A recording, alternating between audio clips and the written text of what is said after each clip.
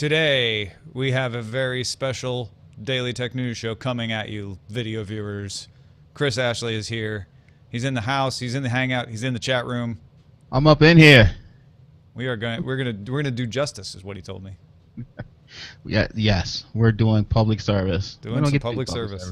Yeah. It. No, I like this. I like this topic. We're gonna talk about not just Skype, but the idea of like how long should companies support their software? Like what is reasonable to expect? It's gonna be fun. Anything else to get out of the way before we start? No, I think we're good. No, you're good? Yeah, I'm Okay. straight. All right, let's do it. Here we go. Daily Tech News Show is powered by its audience, not outside organizations. To find out more, head to dailytechnewsshow.com/support.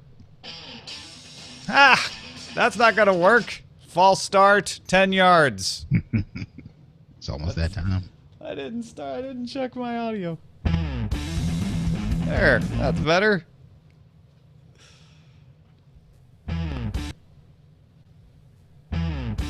Sorry for all the false starts here. I have a loose cable. All right. Now we'll do it. This is for real. All right. Daily Tech News Show is powered by its audience, not outside organizations. To find out more, head to dailytechnewsshow.com/support. This is the Daily Tech News for Thursday, July 21st, 2016. I'm Tom Merritt. Joining me today, Chris Ashley, 1/3 of the hosts of NSMR Podcast at smrpodcast.com. Welcome back to the show, Chris. Good to have you. I thank you, sir, for having me back. I started to feel like I was a bad date the first time around. It's like, man, no way, man. Not at all. Great. If anything, quite the opposite. We just take too long to get, to get back around to people. No, I know everybody wants to be here. This is where it's hot here. Everybody wants to be here. Thank you. I want to be here. That's why glad I'm here I'm every day. Yeah, no, we got some good stuff to talk about. We're going to talk a little bit about Microsoft ending support for old versions of Skype, but not just that. Chris, you came up with a good angle on this, which is how long should we expect companies to support their old software? Yes. Public service announcement coming today, folks. Coming to you shortly. Denmark says its postal service accidentally delivered 2 unencrypted CDs containing the health information of more than 5.2 million Danes.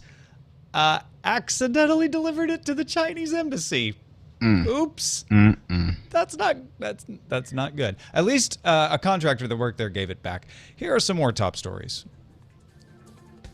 Edward Snowden and Andrew Bunny Huang have developed a device to detect whether a cell phone is making radio transmissions when the owners think the radios are turned off. You can put it in airport mode, but if there's malware there, it could pretend like it's in airport mode and not actually have things turned off.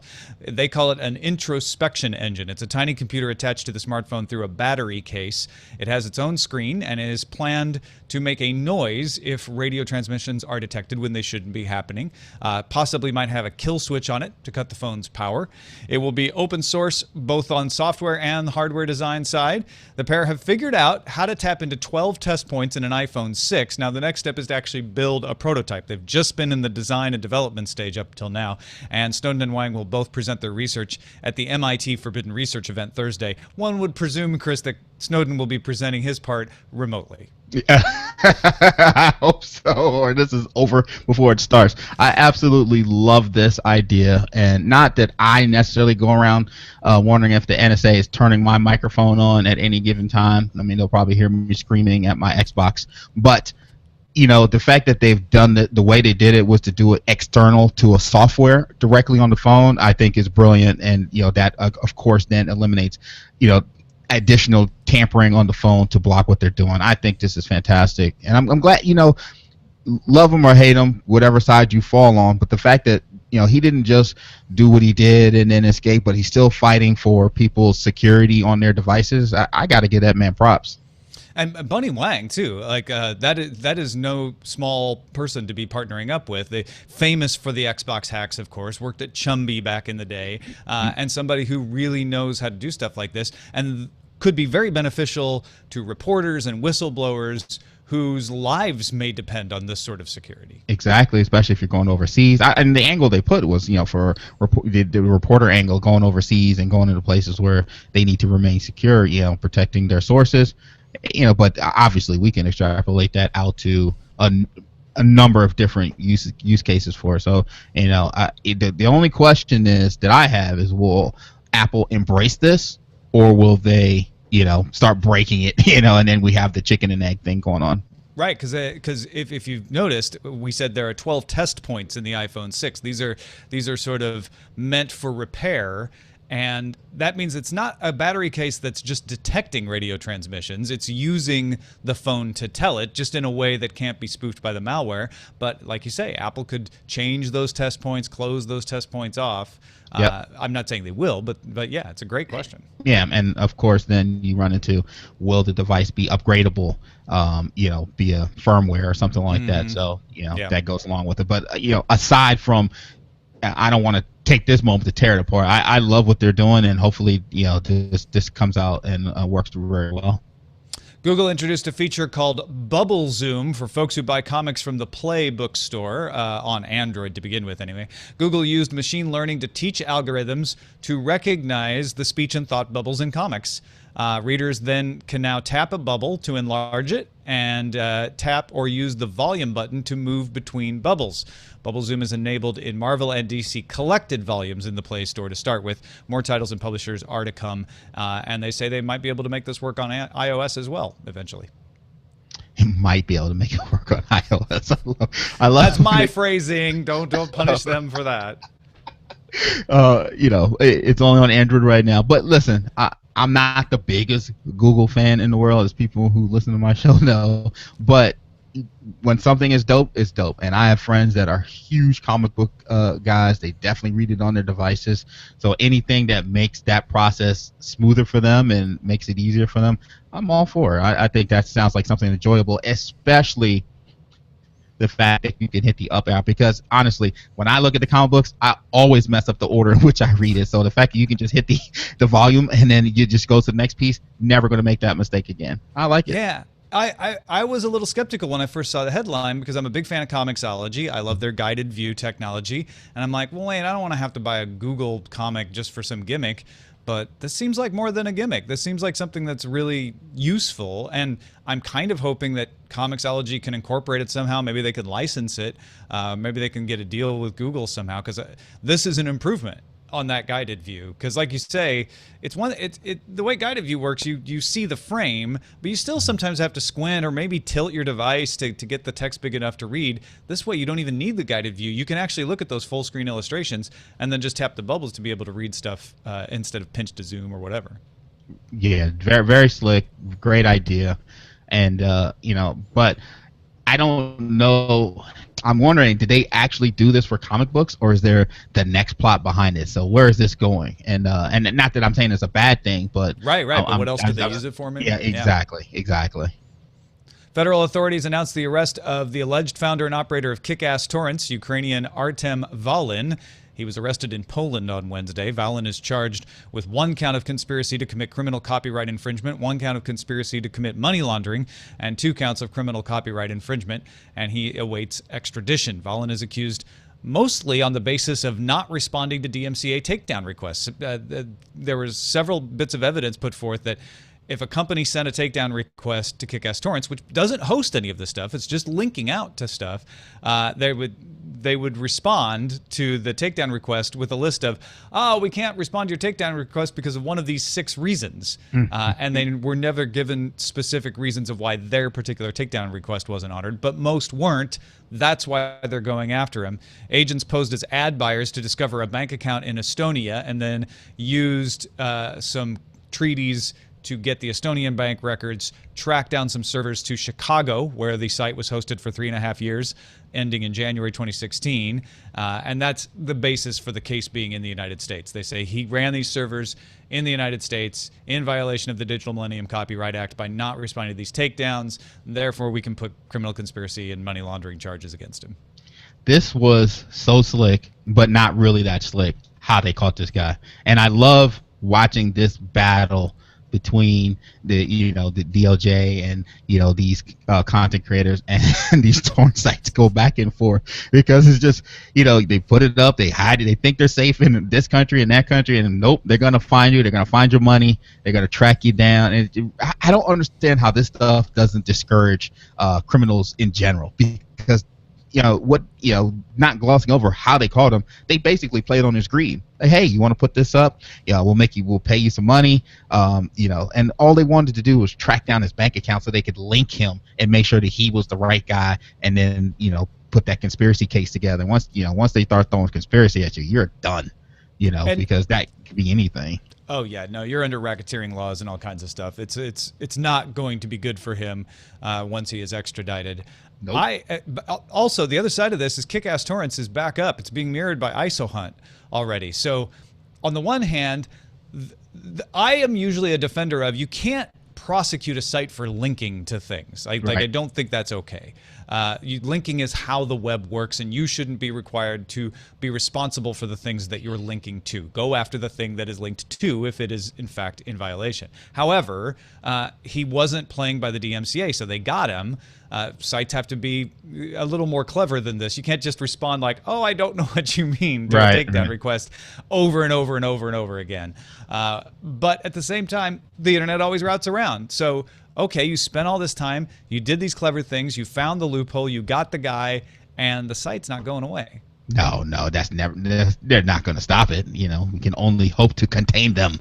But the back and forth, it's just awesome to watch, and because it makes everything better in the end of the day, because the next smartest guy's like, oh, we got this way around. But let this be a lesson to all you businesses. We don't want to see those same dumb emails either with your, this is one of the reasons why I pick one and then go with that. We don't want to see it, just like you guys didn't want to see it. Yeah.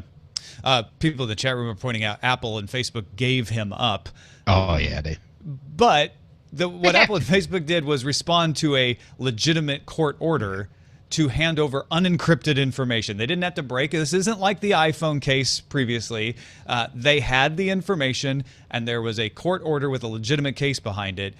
That's not so much giving someone up. That's complying with the law.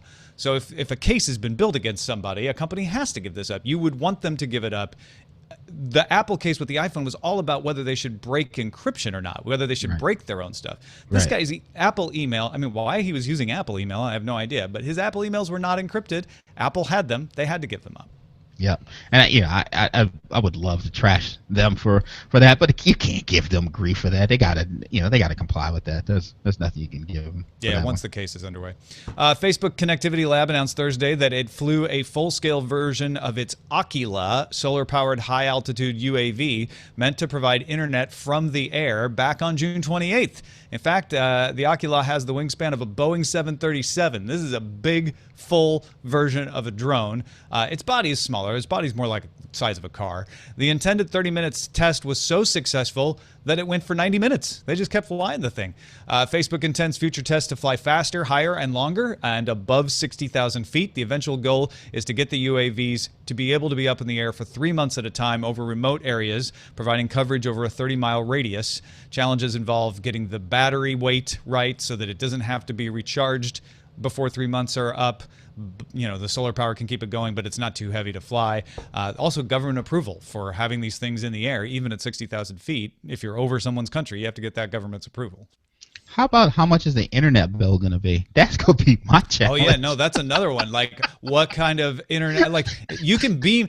So we had the story earlier this week that they've got the lasers to beam down, and they've figured that part out. So you can put lasers on these things and beam the internet down, but then what carrier are you working with on the ground to provide that coverage? Or is it going to be some kind of zero-rated thing like Facebook Basics? How much is it going to be? And even if it's free, is it all free, or is it just free for the things that are part of Facebook's program? Right. And I love the idea of bringing internet to remote areas, because honestly, people having access to information has spawned so much in the last couple of years that what else could happen if you start opening the eyes of folks that just aren't privy to this, to regular information. So I love the idea and I love the effort, and hopefully it's something that takes off and not only used for government and businesses, but something that trickles out to regular users too. Shane in our chat room says Facebook in the cloud, literally. Like, this is a for real cloud service. It's literally a cloud service because it's in a cloud flying around. IDC released its preliminary figures for the wearable market in the second quarter, showing a year-on-year decline for the first time. In Q2 2016, 3.5 million smartwatches were shipped, down 32% from the 5.1 million that were shipped a year ago. But we know who's at fault. It's Apple. Apple is still the number one smartwatch vendor with 47% of the market, but it's down 55% year over year. So the whole market total is down 32%. Apple's down 55%. And in fact, Apple was the only company in the top 5 smartwatch vendors to decline in shipments. As a comparison, the number 2 vendor, Samsung, has 16% of the market now and is up 51% year over year. IDC points out that the Apple Watch launched in Q2 2015, and it essentially has remained unchanged as a hardware device since. I love these doom and gloom messages from the IDC because I'm pretty sure no one expected this to be this gigantic market. I didn't look at this as being the next iPhone. I just thought it was just something in addition to what was already out there. I have a Microsoft Band, and I got one for my wife, and my son uses the Samsung watch. No, he switched to Apple. But I mean, is it really that big a deal? I mean, I guess from a business standpoint, you want to see new avenues to revenue, but at the end of the day, it's a watch. Where are they going with this? Well, when I see these big of swings, especially in two different directions, right? Mm-hmm. If somebody goes from 72% market share to 47% in 1 year, while someone else can jump up 51% in their shipments in that same year, that means this market is far from stable.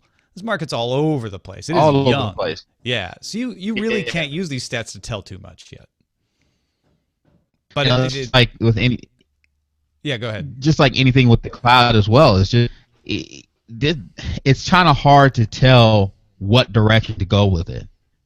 So do you make this watch the next phone, or is it just an extension of the phone? Do you like that Microsoft Band? I love the Band. It's perfect for what I need it for. When I wear it, I find myself not picking up my phone as much. So folks that are constantly, anybody text me? I must have missed a message. Like when I was looking for you to get back to me after our first date, I was like, yo, where's Tom at? And he didn't hit me. Then I could check my watch to make sure it didn't hit my watch other than my phone. But other than that, I love the thing. It does great when I'm going for walks. It's a really nice thing. They did a good job with it as far as I'm concerned. I'm kind of an admirer of it. Do you have the most recent one, or did you jump on board the original? No, I just got the first one. I was gonna buy the second, but I was like, you know what? I'm gonna, much like how organizations skip a version of Windows before they deploy, I'm gonna wait for the third one to see what the third generation looks like. I think what I want from a wearable is something that's much smaller than the current ones. Something that eventually they'll get them down to be very slim, almost Fitbit type things, and something that just I can customize to only tell me when really important stuff is happening, because I am one of these people that keeps most of my notifications off. I do like the fact that there are definitely vendors out there who are trying to make them look more like timepieces, as the watch aficionados call them, but they do look nice, and you can wear them out and on a nice evening excursion, but you still get your notifications and all that good stuff on the phone. So I do like that it's evolving into there, but the price of those devices are super expensive, and so if you don't catch the average person, then you're really in that niche market. Yeah, that's the other thing, is I want that price to come down quite a bit, because to me, right, again, somebody who doesn't use notifications a lot, I don't want to pay $300 for the privilege of being bugged. I just want to, $99 or less, something like that. And finally, definitely expensive. As we talk about the beginning of one category of device, we preside over the end of another. Ars Technica passes along a report from the Japanese newspaper Nikkei that the last known manufacturer of VCRs, Funai Electric, will cease production at the end of the month. Raise your glasses to the VHS, folks. Funai has made VCRs since 1983. At one point, they were selling 15 million units per year, but they cite declining sales and difficulty sourcing parts as the reason for ending production. In fact, the company, they're saying, like, see, we only sold 750,000 units worldwide last year. I actually looked at this, Chris, and was like, really? They sold 750,000 VCRs last year? That's kind of amazing. And they made $750. No. You know what? good. Enough with the VCRs. Let's move on. Digital all day long. But you know what? I remember getting my first VCR. That thing was gigantic. I remember throwing it away when I got my first DVD player. I had a ton of tapes and I just threw them away. I didn't even think about converting them. And I was young, so I don't have the same child first walking steps and all that stuff. But if you haven't converted your VCRs tapes by now, shame on you. Shame on you. So those are the only people I really see being super affected by this. But I mean, true story. When I met my wife and we started dating and we decided, okay, we're going to live together, and she was going to move into my house. And so I'm upstairs. I'm carrying all the furniture down. And I go upstairs and I took her VCR with one hand, and as we got downstairs, I just threw it over my shoulder right into the dumpster, and she just looked at me like I was crazy. And I was like, that thing ain't coming to my house. There's no way. You can toss it. I think I was going to ask you if you still had a VCR, but No. I think I know the answer now. Absolutely not. No way. Yeah. We still have one. It's a DVD burner VHS combo. And the only reason I've kept it around is because it's also the only DVD player in that room. And at this point, I don't even know why I'm keeping it around for that either. Yeah, exactly. So I probably just need to get rid of the thing. But well, invite me to your house and I will toss it for you. I'm at the point where I need to take the DVDs of the VHS tapes that I burned and put them on a hard drive somewhere before I run out of DVD players. Like I think I maybe have 2 computers in the house that have a DVD player in them. Yeah, so, you got to start making some moves before you'll be on the other side of this one in a couple years.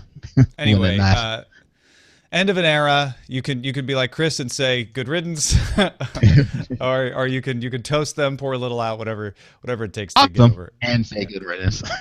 You can do both. Yeah, exactly. Thanks to all those who participate in our subreddit. You can submit stories and vote on them at dailytechnewsshow.reddit.com. We get great submissions in there. Folks like Strike It Rich 1, Another J Martin, AU Tiger Fan, Failed Access Memory, SP Sheridan, Philip Shane, and more are in there submitting stories for you to vote on. You don't even have to do any hard work if you don't want to. Go ahead to dailytechnewsshow.reddit.com, and that is a look at the top stories. All right, so Microsoft announced this week that it would continue to support Skype for XP and above, for iOS 8 and above, for Android 4.03 and above, for lots of Linux versions like Ubuntu 10.4 and above, but only for Windows 10 Mobile and up. And I think that's where a lot of the frustration that we were alluding to is coming from, right? People with Windows Phone 8 after October 2016 can't use Skype. Dunsky. Yeah. And, people older versions of Android too. And it to me, and I work with software. I work in the software industry, and it's always a hard decision of trying to figure out when do you cut the platforms off. And inevitably, as soon as you do it, that's when that becomes the number one thing that everybody needed on that particular platform at that particular time. Please don't get rid of it. And it's such a bad thing that we've done as folks that talk about tech. And I know I'm the IT guy for my family, and I get them all these nice devices and recommend what to get. But I don't really go into telling them, hey, at some point, that and the things that are running on it is going to be old. So we have to update it. And, I think we need to get to the point where we start relaxing a little bit when these type of announcements come out. And unfortunately, the way they wrote the headline, most places wrote the headline, you look at it like, Microsoft is not supporting Skype on their Windows phones anymore. People don't remember that they really went back to Windows Mobile 10 and for the new devices. So that, just seemed like it was, of course they did it on purpose, but that was what started the uproar. But then people were like, well, I still have this device and people have all these old devices. Folks, sometimes you have to make these cuts so that we can move the software forward. It just has to be done. Well, and what Microsoft has been doing is transitioning Skype from being peer-to-peer to being a typical cloud service. And the idea behind that is we can do things like store your messages across clients. So if you get a message on your laptop, you can pick up that conversation on your phone, right? And so they need to do that. And unfortunately, that leaves behind some smart TVs. That leaves behind the PS3. And I think the pain point with Windows Phone is there are some Windows phones that couldn't upgrade to 10. And the people who had them feel kicked around already because of the fact that they're a small percentage of the market, and Microsoft is definitely moving away from Windows Phone. And they were very excited about this platform at one time, and now they feel totally unappreciated. Yeah, and that's to be expected. But as much as I love Microsoft and the platforms and the stuff that they use, sometimes you just have to understand what is what. And the one thing that people don't realize when it comes to these type of decisions is resource. Yeah, absolutely. Because the things it runs against, and that takes time, it takes effort, and it becomes a real pain. And then when you're looking at trying to meet a deadline for a release, and they're like, "Man, we still have to test these 3 devices to make sure it works," you start juggling. You're like, forget it. We'll just cut support for it. And it is, a lot of people don't. And I understand people are like, I don't care. I just want it to work. But we got to start changing this narrative. Well, and I think you're right, because a lot of the past was a piece of software runs forever because it's not connected to anything. You can't really update it easily anyway, back when you had to put 10 floppy disks in to update a piece of software. These days, we're kind of in the awkward middle ground between like, oh, well, we can update these things all the time, but we still haven't stabilized platforms. The processor speed is starting to stabilize, but other functions are getting better and better. Cloud services were kind of awkward 5 years ago. P2P was a great solution to that. Now Microsoft says, well, you know what? We can be a lot more efficient. Skype can be a lot less bloated if it's a cloud service, and we have Microsoft Azure, so we can provide that. I think it's going to get better in the future as cloud services are available, as the internet is more ubiquitous. I don't think people will have to worry about their services going obsolete as much as their hardware going obsolete. And I think hardware is even becoming longer lived. That's one of the reasons that I think the phone market is stagnating, is you can use a phone longer and be able to do more with it than you used to. But in the meantime, we need to make it clear to our friends and family who don't want to change a phone every year, don't want to like have a new laptop every 18 months. And I'm talking about myself when I use those numbers. It'd be like, hey, you don't think of these things as permanent acquisitions, especially free stuff like Skype. Right, and that's the big point I wanted to make next. This is free, so you got to kind of roll with it too. You're not paying for it, and well, you could be paying for the service. I pay for some things with it, but I don't pay for the overall software. The service is free, and the majority of people that are probably making the most noise haven't shelled out a nickel towards the service. But one of the biggest complaints you see about Skype is it's slow sometimes, and so when you look at trying to make the service better and make it that singular platform, at least from Microsoft's standpoint for messaging, these are the type of decisions that have to be made to move it forward. And I feel bad for the people that truly do rely on it on an older device and can't move forward. But you got till October, and then you got to roll. Yeah, that's the unfortunate truth about it. The last point I want to talk about before we move on, going from P2P to cloud brings tons of advantages. We talked about some of those. It's gonna make Skype more efficient. It's gonna allow you to be able to access your account from any device and still get all of the features and do things like video, messaging, and stuff like that. The thing that you lose is that inherent security of peer-to-peer. When it's peer-to-peer, no one place has all the data. Now that it's cloud, one place has all the data, and that's Microsoft. And they have made no comment on security and encryption regarding Skype. And I find that unsettling, that we don't know anything about those plans now that they're centralizing. It definitely, I would say you can raise your eyebrow like The Rock, but I wouldn't go that far yet, because I don't look at Microsoft. You've seen over the last year or so, they fought to keep people's information private. Sure, they just won a great case about you can't get Irish data with a U.S. subpoena. You got to go to an Irish court. Yeah, so they've definitely shown that they've made efforts to try to keep people and keep their customers secure. With that said, this is my biggest complaint about them. They are so slow sometimes when it comes to, and they've gotten better over the years too. But when sometimes nip this stuff in the bud. Microsoft does not have room for any mistakes because the media that covers them are not friendly to them. They were the ish, in the 90s. Now they're not. So it's easy to pick on them and you did this. Oh, they said that. So, no mistakes, guys. And when they make a mistake and they don't comment on stuff that seems to be churning those rumbles, I don't cut them any slack. It's like, you got to comment. You got to say, listen, say anything. This is a priority for us. We have some plans on how we're going to implement this.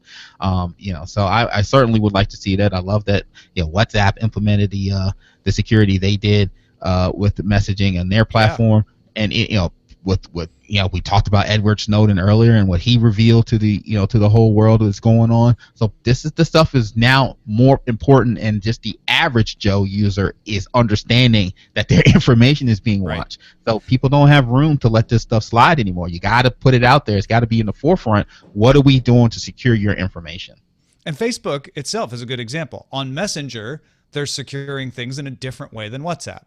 With WhatsApp, they're saying it's end-to-end, it's on the device. With Facebook Messenger, they say, we want to do some cool things that you can't do easily if you do that. So we're giving you this secret mode, which isn't as good. If you want something that's really good, go use Signal or WhatsApp or something like that.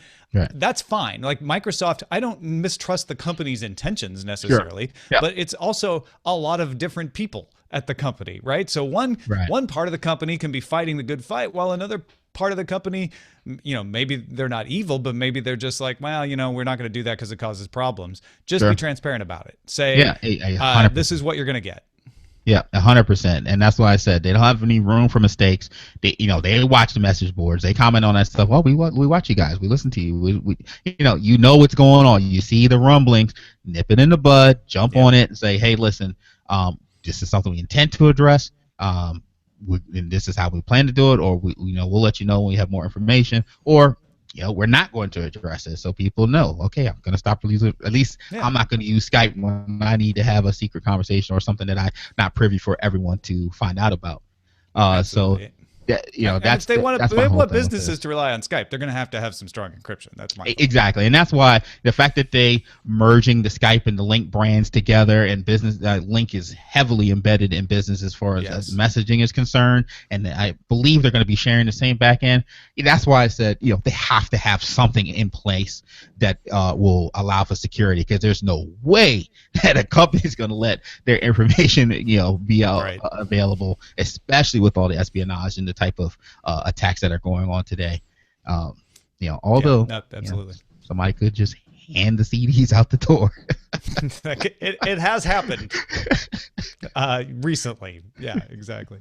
Let's get to our pick of the day. It's more for curiosity, less of a recommendation. Pick of the day is often viewer picks saying, hey, I use this and I love it. We don't vet them. And the idea is like, hey, let's share some information so you have some more ideas of things to pick. This is something that I started using today, and I'm fascinated with it. It's called Candid, an anonymous chat app. It uses natural language processing to moderate the chats. So it will, for instance, benignly, it will move off-topic comments into the right location. You start talking about politics in the movies thread, it'll just move your thread over to politics, right? It will also flag potentially inflammatory items like threats or harassment for removal. Now, humans do review this. It creates a personalized feed of posts based on your education, employment interests, and neighborhood. It uses a one-way hash to access Facebook for login.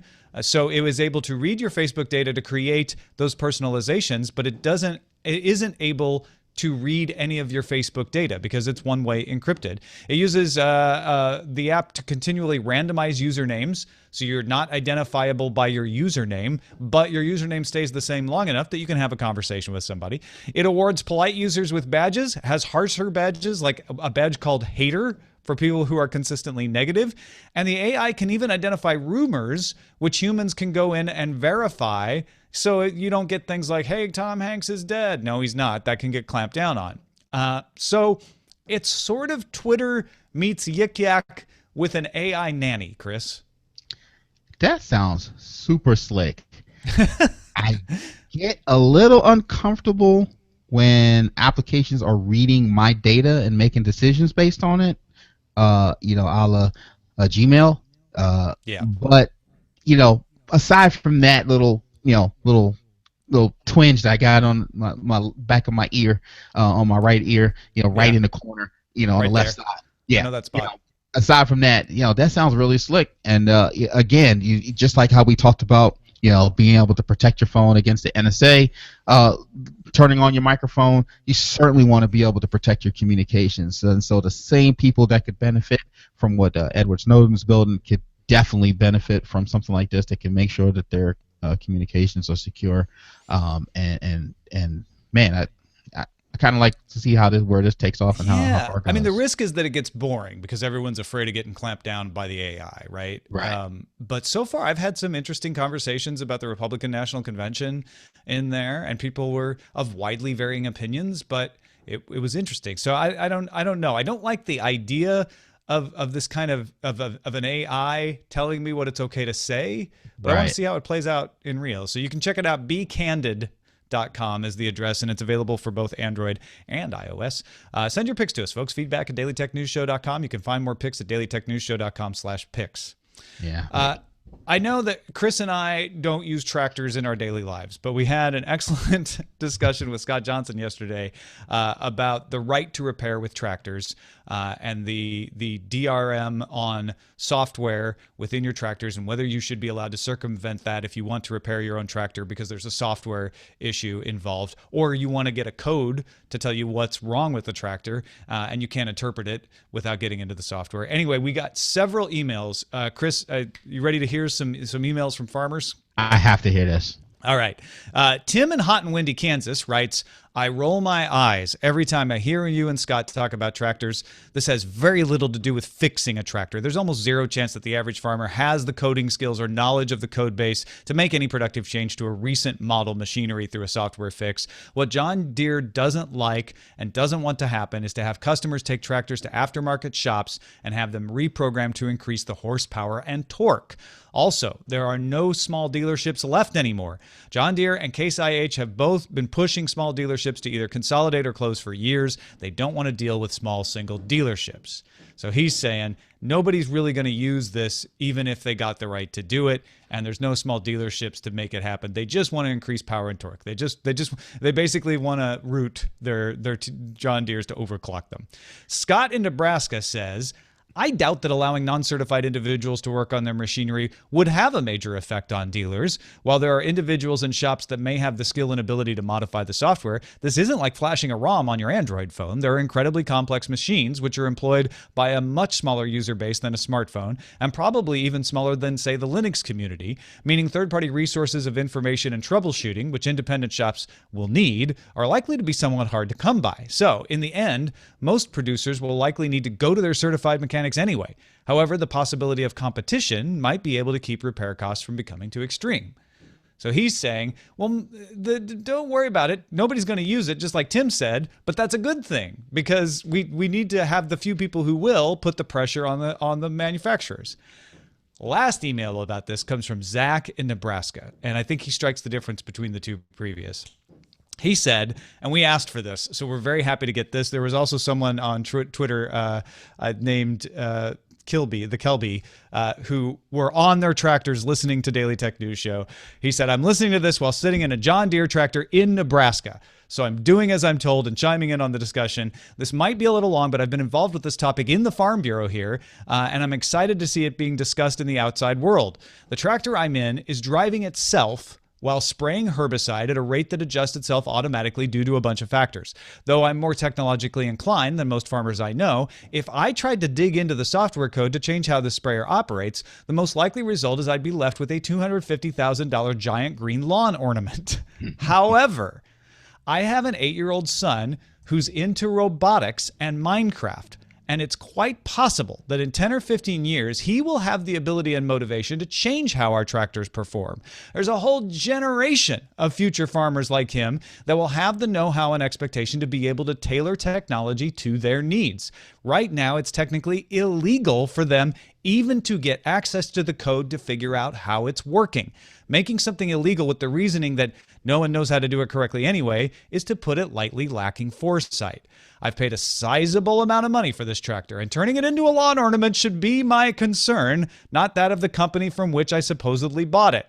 If Deere wants to refuse to service an altered tractor, void my warranty, prohibit me from distributing altered code, or refuse to accept an altered tractor as a trade-in, that's fully reasonable. Threatening to prosecute a farmer for repairing a tractor under that same law that was aimed at CD and DVD copying, not reasonable. Ultimately, it will be a little difficult to get the farming community to engage on this issue. The technology we have works really, really well, and an abstract discussion about the intersection of intellectual property rights and real property rights doesn't improve our net farm income or soil quality. There are currently no tangible impacts from the question of who owns a tractor, but hopefully we can find workable solutions before any problems arise. Perfectly split those guys earlier points. I don't own a tractor, but my thing is, if I don't see why John Deere is being so closed-minded about it. You know, honestly, when you have your customers and you have, even if just a small, sometimes some of the best ideas come from the one or two or three, because other people don't even realize how what they're talking about can then aid them and benefit them, because they're not seeing the same issues. They get up, they get up with the tractor, they cut the grass, they do whatever they need, they go back in the house and they do whatever they need to do. While these guys are like, no, I need to do this. So one of the best things about software is when you have a community of people using it and giving you all these different ideas of how they need to use it, that then turns out to be a way to benefit other people. So for me, yeah, just looking at it from the outside, I don't know why John Deere wouldn't at least create APIs. So if they don't want them in the deep code, create some APIs that competent coders can code to achieve the functions that they want to achieve. And I think that would then solve everybody's problem. Yeah, and tech companies like Microsoft have learned that lesson. They used to shut everyone out of Windows, and they loosened up over time. Side note, the EFF filed suit on behalf of John Hopkins computer science researchers Matthew Green and inventor Andrew Bunny Wang, we mentioned earlier, seeking confirmation that the Digital Millennium Copyright Act's rules against circumventing copy protection are restrictive, overbroad, and a violation of the First Amendment. So the EFF is starting the charge to challenge the DMCA in court, not just for tractors, but for the broad range of saying, right now, the DMCA says, unless you get an exemption from the Library of Congress, it's always against the law to circumvent copyright protection. And what the EFF is trying to say is we need to reverse that and say, okay, in these cases where it is infringing copyright, for sure, it is illegal, but you should be allowed to circumvent copyright protection in other cases. Right. And much like people make the argument, for your own personal use, it kills me when you see speakers speak and why do people think the big companies are the bad guys? We provide jobs, and yes, you do, but then you do stuff like this, and it's just like people are only gonna remember the bad thing. So don't be a jerk. Just do the right thing. It's good advice, man. Don't be a jerk. I try to live by that advice as much as possible. Hey, Chris Ashley, thank you so much for joining us. Where can folks find more of what you're doing online? You can always find me and my boys over at SMR Podcast, just three guys talking tech and, life, whatever. We talk about whatever. We start out with tech. We might end up talking about toenails. We don't know. But you can check us out on smrpodcast.com, and you can also catch me on Twitter at Big Chris Ashley. SMRpodcast.com recently had Allison Sheridan stop by as a guest as well. One of my favorite human beings on planet Earth. I cannot thank her enough for introducing us. It's great having you back, man. Thank you. I appreciate it. Thanks to all of our patrons who support the show. If you would like to find out more about supporting Daily Tech News Show, because you're the only support we have, dailytechnewsshow.com/support, or you can find a few more perks at patreon.com/DTNS. If you want just the headlines, we have a new headlines-only show, Daily Tech Headlines, at dailytechheadlines.com. Our email address is feedback at dailytechnewsshow.com. You can give us a call, 512-59-DAILY. Catch the show live Monday through Friday, 4:30 p.m. Eastern at alphageekradio.com and diamondclub.tv. And our website is dailytechnewsshow.com. Back tomorrow with Ayaz Akhtar and Len Peralta. Talk to you then.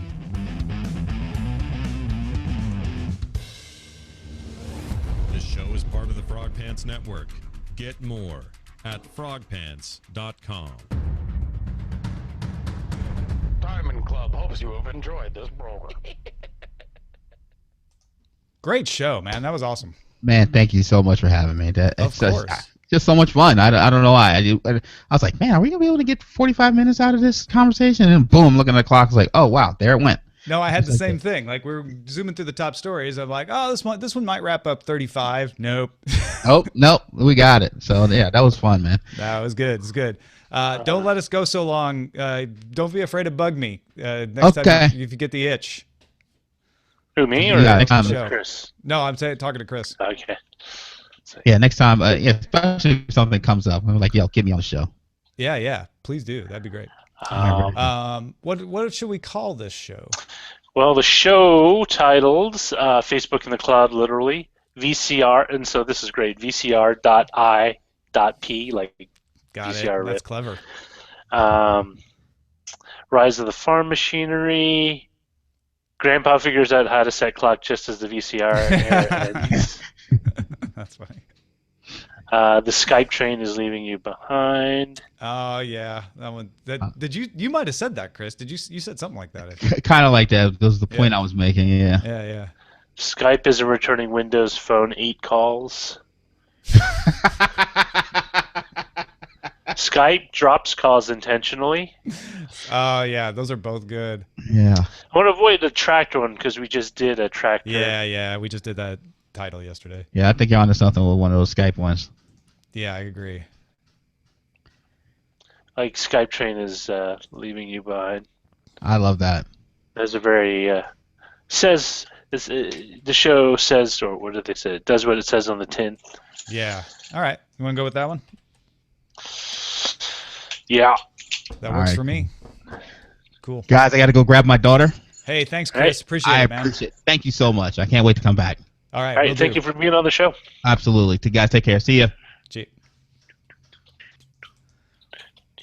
That was a good show. Yeah. Good conversation. And his connection with you was good, right? Cat Fubar.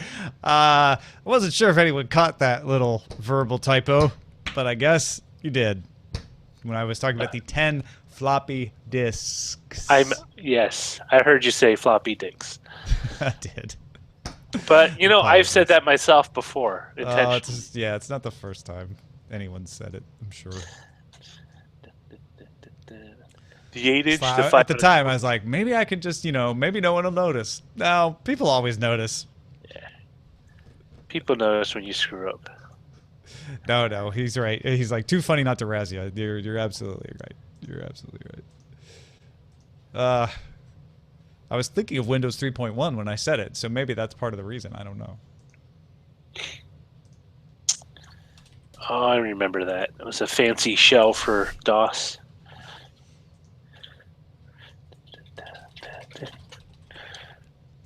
Yeah, pretty much.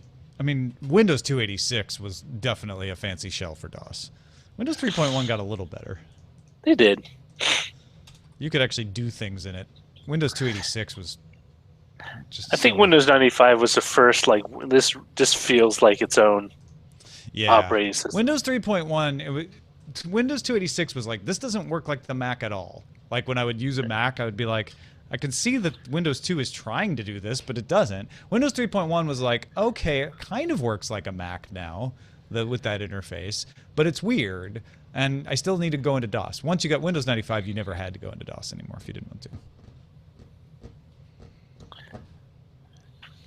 And Windows 95 had Mick Jagger. That's a good point. Wait, Mick Jagger. It's not the size of the disk drive, gentlemen. It's the capacity of its storage. And remember, there were 8-inch and its read-write speeds. Floppies, too. Yeah. Those are the big ones. They held less data. Yeah, I know. I used to have them. Got to pull these things that almost look like an album.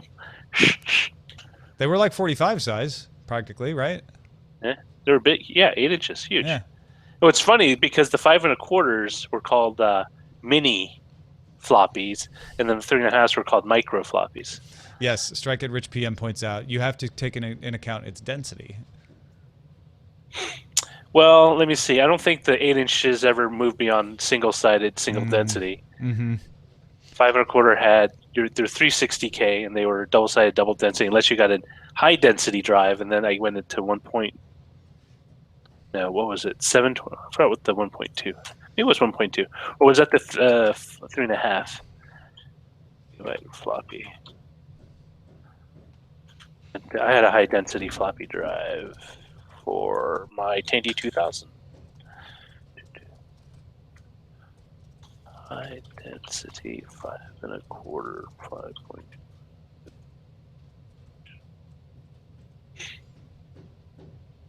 Zip disks. Oh, I had to buy a stack of those for school because all the computer labs had zip drives on them. Double-sided, actually, no. I used to only buy double-sided, double density, but then at a certain point, I would only buy single-sided double density because I learned the hole punch trick. Yeah, but so the thing with a PC is it has write heads on both sides. So if you used a Commodore, or if you used an Apple II, you could flip the disk. I don't know if you could do it with it. I don't remember. Yeah. There's so many annoying things between them that really bugged me. It was when I had my Commodore 1541 disk drive that I would buy the single density and then just flip it. That thing was so slow. Everything on the Commodore was so slow, except for the games. The games are pretty clippy, except that they took it. They couldn't do the full screen. They had to do a little subsection of it to get any decent frame rates. I always bought Maxell discs too. I originally bought For no verbatim. reason. Oh, I actually had some verbatim too. I bought verbatim because that's what the warehouse sold, and it was always on sale. I bought Maxell because I knew their cassettes sounded really good. This is the dumbest reason to buy a floppy disk drive. I was also 15, 14. Like floppy disk, this is the future. Yeah. This is how things are going to get passed around. Maxell's really good at these things. I use their cassettes to store my my programs off the TI-99/4A. I remember when everyone was kicking around, what's going to replace the 3.5-inch floppy? And people were looking at like, oh, it's going to be a zip disk. It's going to be the LS whatever Jazz drive. Yeah. There's so many things. I even remember John Dvorak's column in Byte magazine where he talked about all the potential options. And lo and behold, it would be the CD, and then eventually just a USB drive. Yeah, it was kind of both at once. USB drive, I think, is the eventual winner. Well, the CD worked out so well because they got to the point where they were so cheap to buy that you could just throw in a CD with like your. But I used USB drives more often for quick stuff. I didn't want to have to sit there and burn a CD.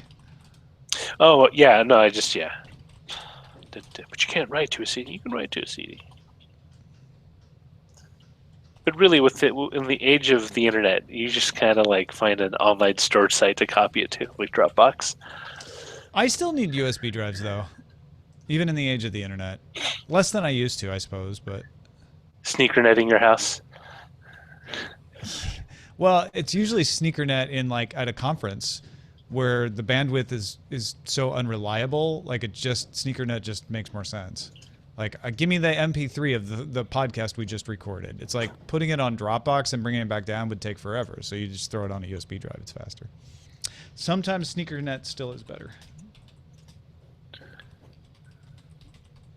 But yeah, around my own house, I don't use USB drives anymore. I have a router. Everything is fickle, KV87. What do you say? It's that the internet is still a fickle thing. It's like everything's fickle. True.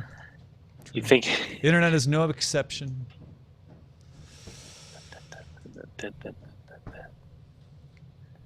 Floppy card. Oh yeah, it's an SD card in a floppy disk form factor. I actually did a 3.5 disc mod to a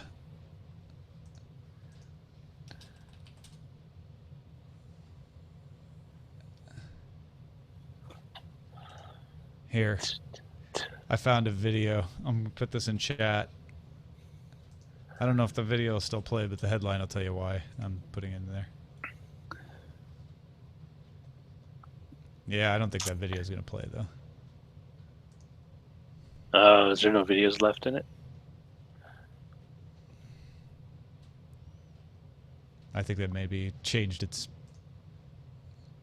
direction. Can you get it to play? Let's see.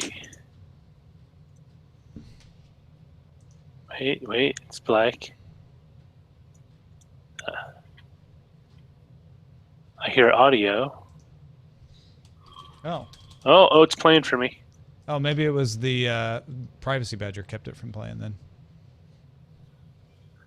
Insider secrets. Oh, yeah. Make a flappy flash drive. You should screen cap. You should put it up on the screen. Oh, yeah.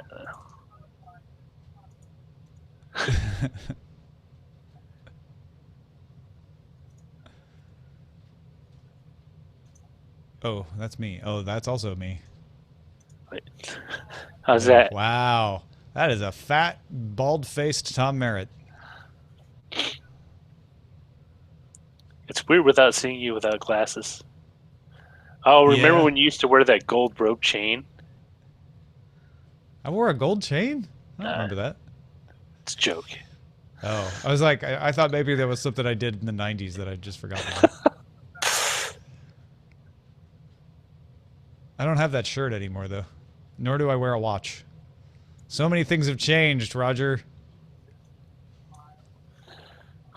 You're not married anymore. No, I'm still married. Oh. Why would you even say that? Because I'm looking at all the things that have changed.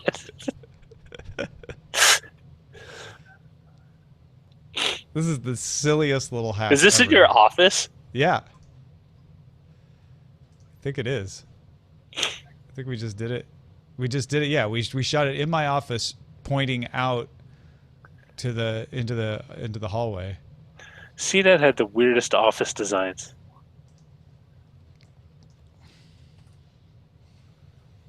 Too bad we can't. We got to figure out how to take audio for this kind of thing. Yeah, I can hear it. Yeah, that's fine.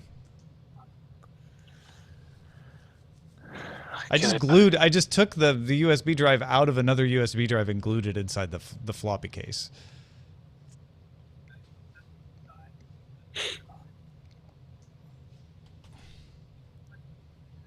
I can almost hear it through your speakers.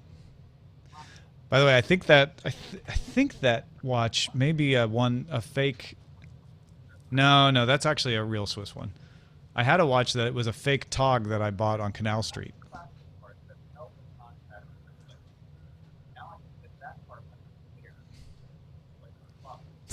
A lot of glue for high tech. Yeah, it is. This is the dumbest video ever. I was so excited to do that too. Oh look, I've got a floppy drive in my ThinkPad. Oh my god. This is a Mr. Robot spoiler, yeah. Alright, I got distracted. Am I finished publishing? I think I am. I'm gonna press publish. We'll find out. Insider secrets. So fancy.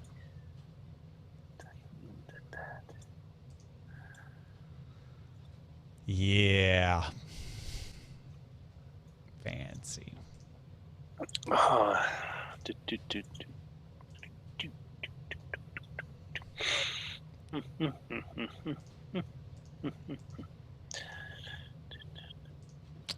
Chris was great.